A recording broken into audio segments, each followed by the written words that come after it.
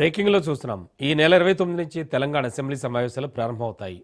గోదావరి, కృష్ణా జలాలు ఎజెండాగా ఈ సమావేశాలు నిర్వహించాలని ప్రభుత్వం నిర్ణయం తీసుకుంది.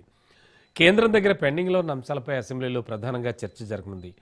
గత ప్రభుత్వ విధానాలను సభలో చర్చిస్తారు. ప్రాజెక్టులు, నీటి కేటాయింపులపై సమగ్రంగా చర్చించాలని సీఎం రేవంత్ రెడ్డి నిర్ణయించారు.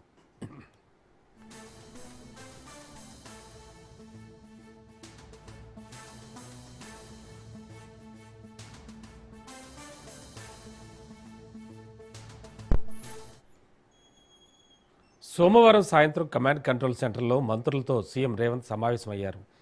మొదట పంచాయతీ ఎన్నికల్లో ఉత్తమ ఫలితాలు సాధించారంటూ మంత్రులను సీఎం అభినందించారు. పంచాయతీ ఫలితాల గురించి చర్చించిన తర్వాత సాగునీటి ప్రాజెక్టులు, కృష్ణా గోదావరి బేసిన్లలో పరిస్థితి, పాలమూరు రంగారెడ్డి ఎత్తిపోతల గురించి మాజీ సీఎం కేసీఆర్ మాట్లాడిన అంశాలపై వివరంగా చర్చించారు. వచ్చే ఫిబ్రవరిలో మున్సిపల్ ఎన్నికలు నిర్వహించాలని నిర్ణయం తీసుకున్నారు. ఓటర్ల జాబితాలో సవరణ అనంతరం తుది నిర్ణయం తీసుకోనున్నారు.